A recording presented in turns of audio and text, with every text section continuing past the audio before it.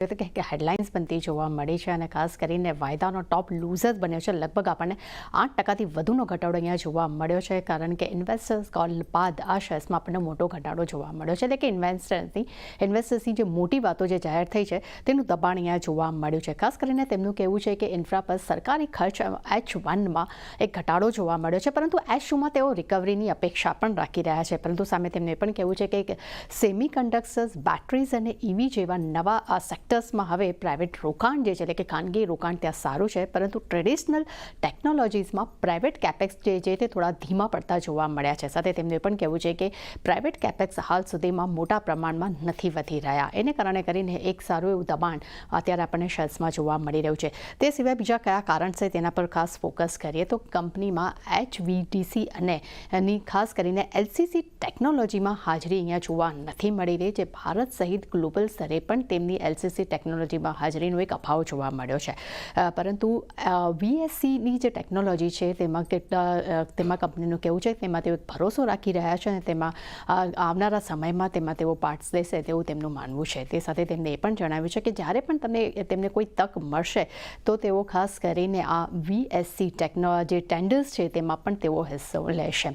પરંતુ બીજી તરફ તેમની ડિજિટલ ઇન્ડસ્ટ્રીઝમાં સિમેન્ટ્સનો હિસ્સો અને તેમની જે વિશેષ કારોબારની સિસ્ટમ શું છે, ત્યાં પ્રક્રિયા અત્યારે શું છે તેના પર નજર કરી લઈએ તો સેમિકન્ડક્ટર ખાસ કરીને અહીંયા ઓછા હોવાથી ગ્રાહકો જે છે તેઓ અહીંયા વેચાણ કરી રહ્યા છે, એટલે કે ખાસ કરીને તેઓ ડિસ્ટોકિંગ કરી રહ્યા છે અને પ્રોડક્ટ જે છે તે પ્રોડક્ટ મિક્સ અને પ્રાઇઝિંગ પ્રેશરથી માર્જિનમાં પણ એક ઘટાડો જોવા મળ્યો છે. અને એટલું જ નહીં, આગામી કેટલાક ત્રિમાસિકમાં ખાસ કરીને અગર આ ડિસ્ટોકિંગ નાબૂદ નહીં થાય, એટલે કે ખત્મ નહીં થાય તો સુધારાની અપેક્ષા જે છે ઓછી રહેશે અને અગર જો નાબૂદ થઈ જશે તો સુધારો આવનારા સમયમાં જોવા મળી શકે છે. એટલે એમ કહી શકાય કે ખરાબ કમેન્ટ્રીને કારણે કરીને આજે આપણને સિમેન્ટ્સમાં સારો એવો ઘટાડો જોવા મળી રહ્યો છે.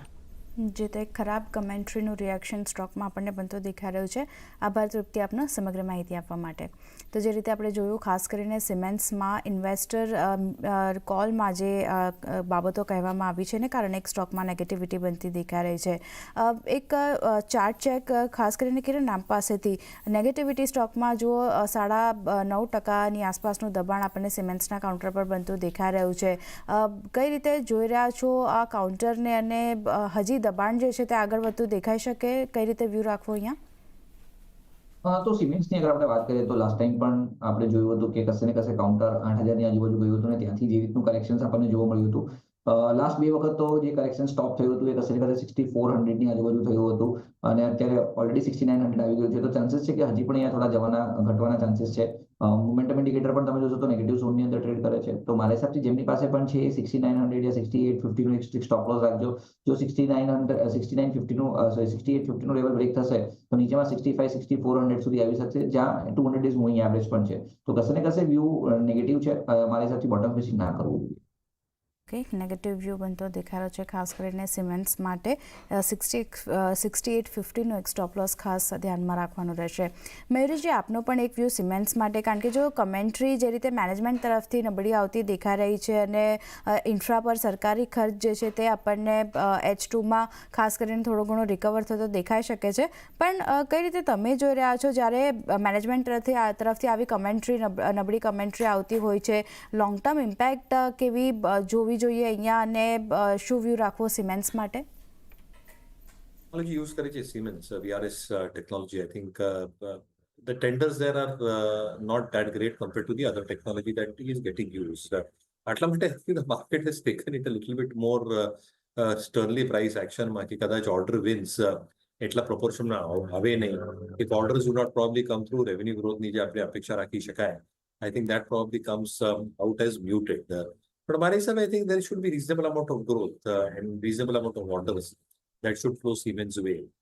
And આ બધા orders હશે with decent margins. તો ક્યાં ના ક્યાં I think orders will come, at least that's my opinion, with decent margins.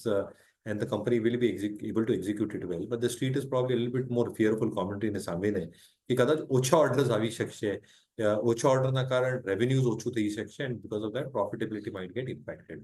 So let's see how it takes place. I think જે એક નવી ધોરણા છે કે private capex is going into semiconductors, EV, charging system, battery management solutions, storage solutions as well. આ બધી સિસ્ટમમાં private capex જઈ રહ્યું છે. પણ મારી હિસાબે I think power is a space, power ancillary is a space. Orders will still keep on going in. So let's see how it goes. Wait and watch કરો. I think price reaction આપી દીધું છે સ્ટોકને based on management commentary or whatever the commentary related to the stock was.